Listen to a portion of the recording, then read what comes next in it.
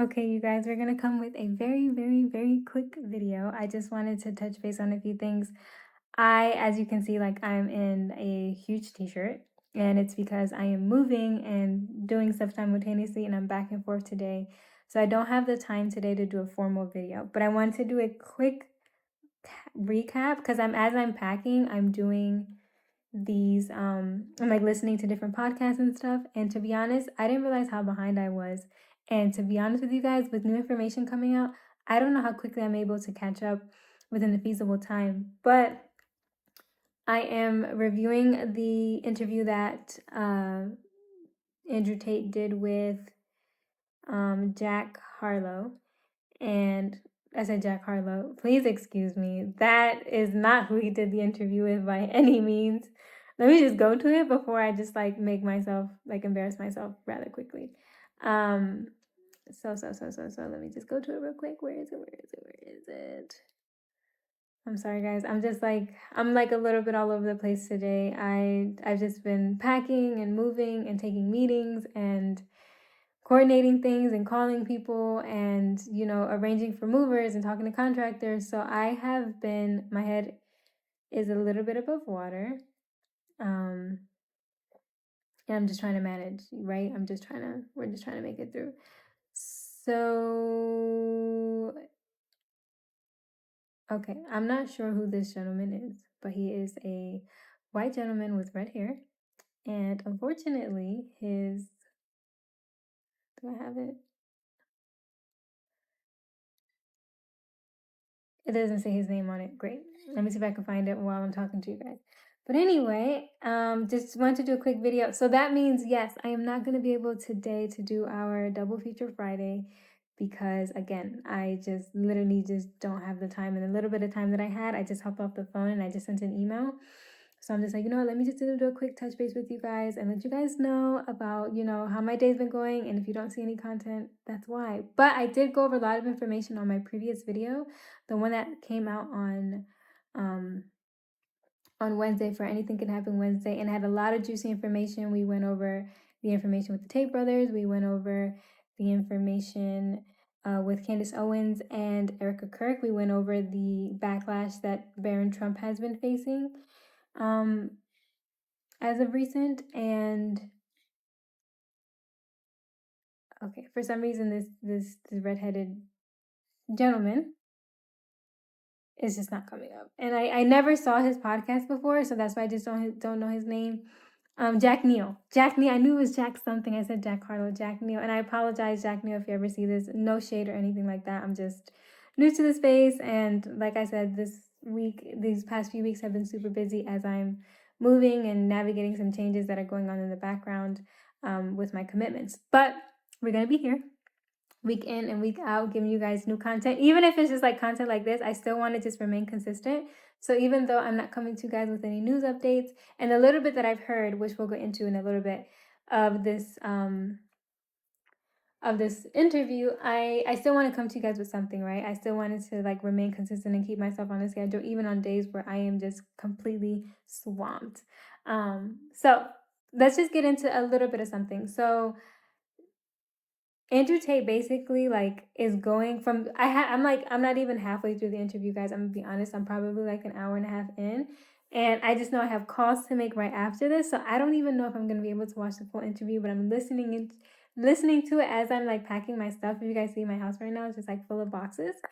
But anyway, so the I think I'm like an hour in, maybe an hour and 15, maybe 45 minutes, the minimum that I'm in. And Andrew Tate is basically giving us the inside scoop on what was going on during that time when all the crazy stuff was going on, when he was getting arrested, when we seen him on the news, when he did the Morgan Peterson interview, when, he better explained what was happening and how he started Hudson University. And just like some inside scoop with a female that caused all of this. And it was funny because he is such a great storyteller. How he started off was very comical, but you can see the kind of seriousness in his eyes. And I think I give you guys some insight. So I started listening to Andrew Tate kind of back in like 2022 when the break of everything was going on, because who didn't know about Andrew Tate around that time?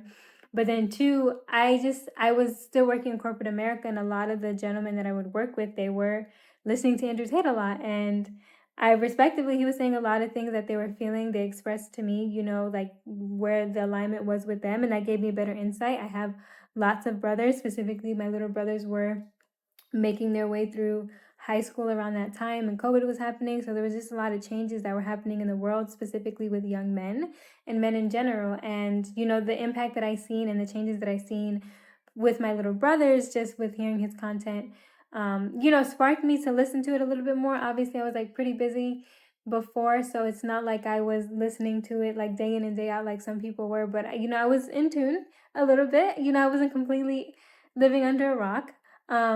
But it was so, let's just say, it was just a time that you don't realize until you look back on, of kind of how, in a way, how revolutionary that was. And I dare say how Andrew Tate may have missed his mark to revolutionize in a way. And maybe he'll go over it during the interview. I don't know. I'm still catching up during that time because of the influence that he had specifically with young men. He goes into the interview explaining how a revolution is made by men and a protest is made by women and the difference is there.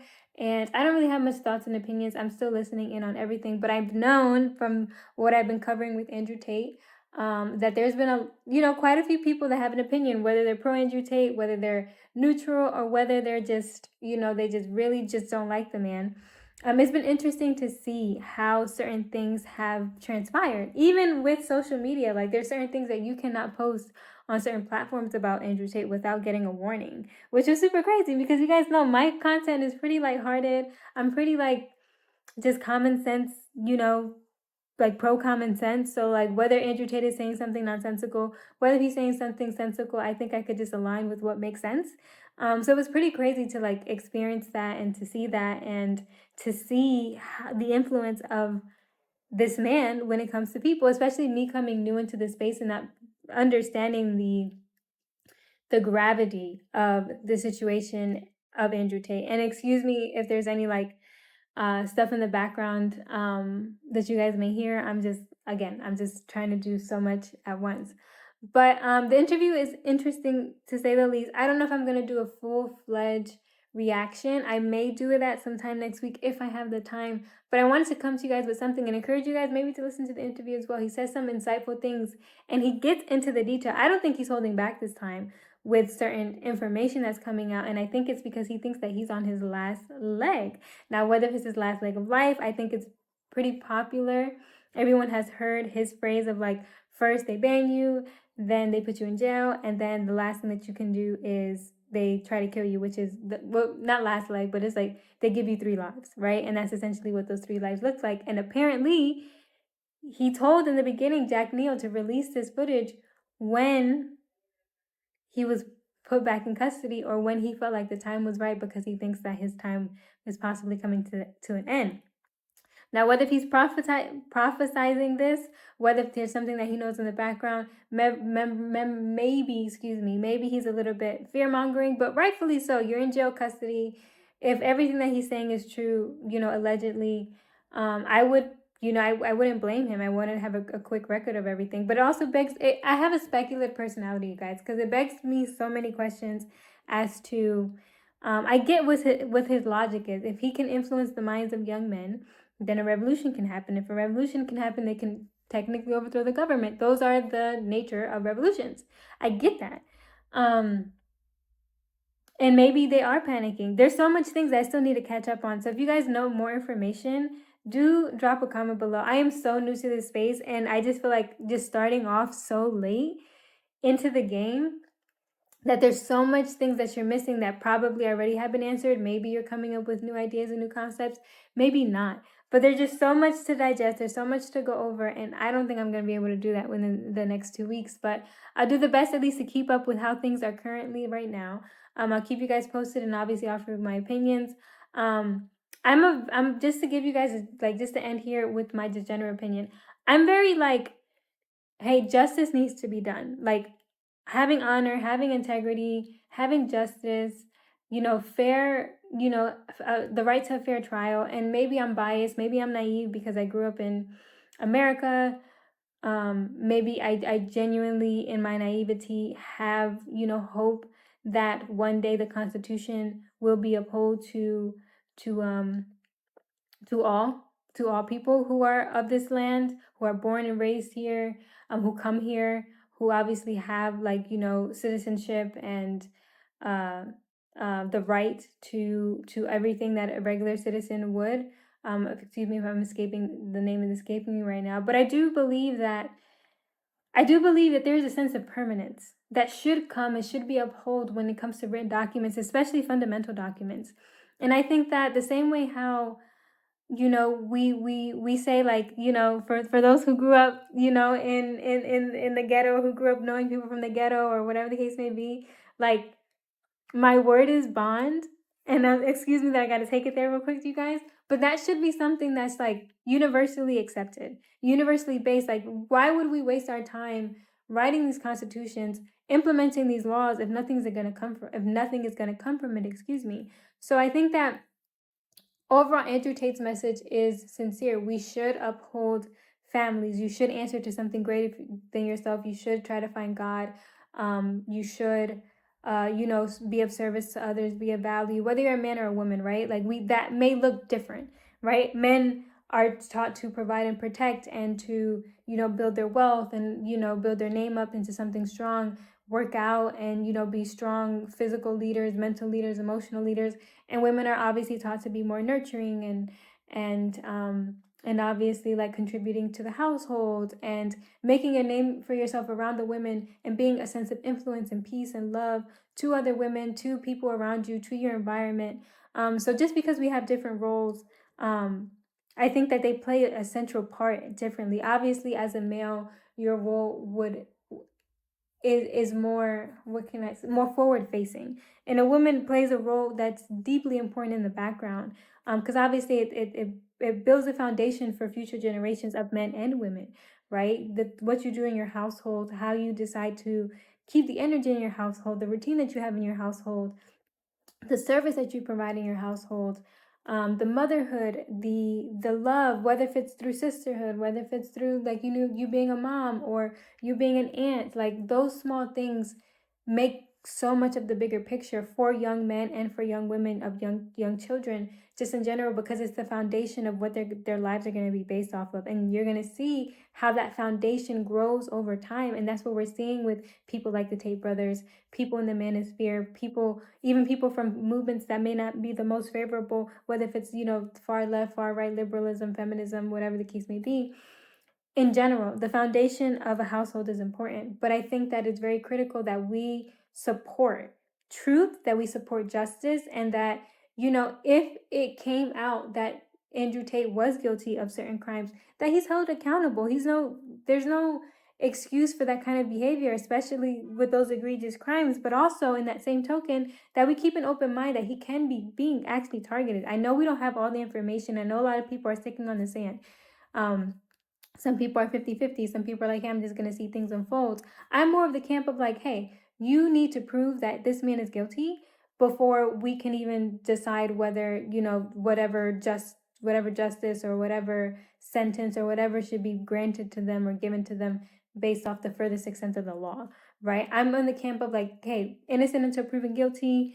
If there is evidence out there, just put it out. Like, we've put in so much out there with the Epstein files, with the gang rape files, with even UFO stuff, like things that, like, probably are not relevant to the average person, things that obviously do affect the average person, like the Epstein files, and yet we're not seeing an accountability there. So why, when we have evidence for things that we can actually track to, names that are actually on record, that are documented in possibly photos and images and videos that compromise these people that actually committed crimes and there's proof, why are we not holding them accountable the same in the public eye, the same way that Andrew Tate is being held accountable? And I still have yet to see actual proof or evidence of what's going on. And again, I'm not an Andrew Tate fan. I'm just saying, like, hey, this is common sense. And the reason why this is important to me is because I have brothers and I have men in my life, whether related or non-related, that if this were to happen to, I'd be going full throttle to make sure that they're protected, especially when they haven't done anything wrong. Just because you don't like someone's lifestyle, just because you don't like the way that they express themselves, some people are more digestible than others. Some people have more of a spark and friendly personality. Some people are more kind. Some people are not kind at all. Some people are super nice. Everyone has their different personalities. But your personality, the way that you go about life, especially when there's no crimes committed, shouldn't put you as the target for being put in jail, for possibly fearing for your life, and just being this mental state of constant fear because you don't know if you're going to be in jail. You don't know if they're going to come and get you. You don't know what's going to happen. And that's just, not okay. So I'm saying this part, whether this reaches 1,000,000 people, whether this reaches 5 people, whether this reaches one person or no person, on the record, I do want to say that it is important that we protect men in general, especially men that don't do anything wrong. I have brothers that I love dearly. I have friends that I love dearly. I have people in my life that are not that are unrelated that I care for deeply. I had coworkers in my life that, if just because they said an opinion that may be unfavorable, maybe because they said a joke, or maybe because they're serious about their opinion or their way of life that doesn't impact anyone, and they end up facing jail time or possible death because they don't share a viewpoint that's popular, that's ridiculous. I mean, we obviously see why the Charlie Kirk case specifically is so prominent right now, why it's like going off and off and off, because there's a possibility, allegedly, that he changed his opinions on Israel. Because he changed his opinions on Israel, he had to die. Like, are people that insane? Like, and at the end of the day, if there are people in power that are insane, why are they not serving their end of the bargain when it comes to justice? Like, these are people wherever you are. I don't care if you're in the Middle East. I don't care if you're in Africa, if you're in northeastern Europe, if you're in the U.S., if you're in Russia, China, whatever the case may be. I don't care. Whatever continent that you are, if you're a part of people dying for the sake of ego or for the sake of just nonsensical things, you should be held accountable to that at the end of the day. Their war crimes, their global war crime laws, for a reason. And the fact that we're not implementing laws properly on the people who do deserve the utmost extent of whatever the law can bring is ridiculous. And I'm not saying, like, again, just to be clear, I'm not saying that what they did isn't true. We just don't know that because nothing has came out to defend that, besides a whole bunch of headlines that don't show anything. So, like, let's focus on things that are actually more important. Let's focus on getting, sex trafficking and human trafficking under control and holding those people accountable. And if it is people in the government, let's clean house. And I always say this to people, and I get it. Some people are like, Sharon, you know what? Like, I just don't have the means. I just don't have this. I just don't have that. I just don't have the time. And I get that. But are we just going to continue, like, letting things go, continue and continue and continue just because we're not prioritizing it in life? I don't think that's acceptable. So I think that, yes, we're going to have to plan, and we have to be strategic, and we're going to have to be thoughtful about how we go about things. But I think coming together is the best thing that we can do, whether if it's everyone coming online and saying the same things and really pressing these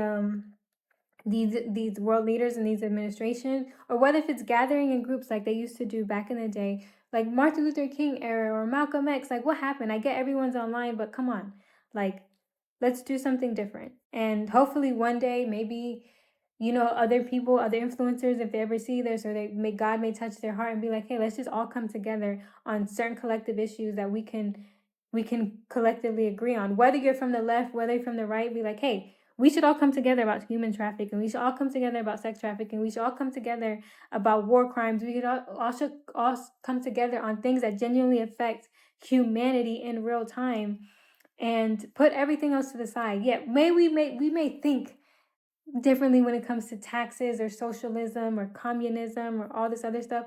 When it comes to the future of humanity, when it comes to children, when it comes to justice, and when it comes to people dying in war, these are things that we should all agree on, and we should all come together to make a difference. And I know I went a little bit longer than I wanted to, more than I planned to, let's say. But I wanted to come to you guys with something because obviously it's our Double Feature Friday. It's our Feminine Friday. And even though we talked about a pretty heavy topic, I did add a little bit of feminine touch to better explain to you guys that, yes, we need both. We need men and women. But right now, for some reason, men are being under attack, and that's not okay. Not for me and not for any woman who actually is feminine. If you're feminine, you may not attack on the front end, you may not attack physically, and you may be pretty quiet, but you're going to be defending the men of your home by taking care of them, by speaking life into them, by creating an environment for them to be inspired to drive change, to drive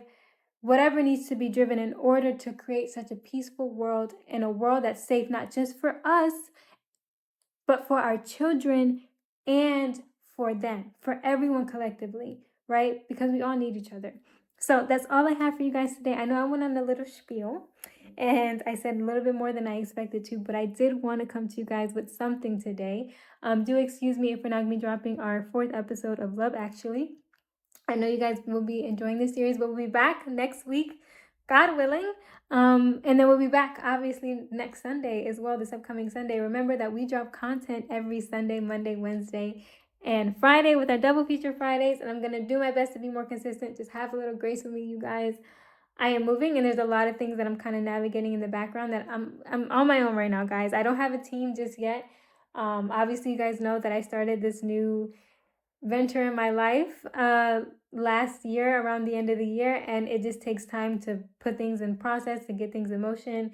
And even though we've seen small progress on YouTube, and I'm very grateful for that, there's a lot of things in the background that are happening rather quickly, and I'm hoping that YouTube can catch up, so eventually I can actually come into this, and whether if it's coming with a word of encouragement, whether if it's actually donating to a cause, whether if it's just trying to collaboratively build in-person events for you guys to feel more comfortable, or whether if it's just like bringing people together, right, in some way, shape, or form. I don't know how that's going to go, but in time, hopefully we can do what we can, but we can only do that if we can continue to grow. So do remember to subscribe to the channel, turn on your post notification, and do like the video.